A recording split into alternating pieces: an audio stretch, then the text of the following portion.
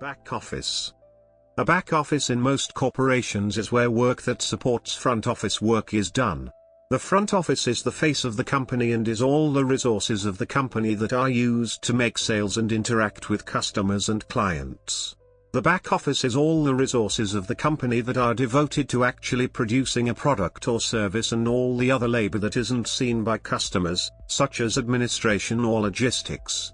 Broadly speaking, back office work includes roles that affect the costs side of a business trading statement, and front office work includes roles that affect the income side of a business trading statement.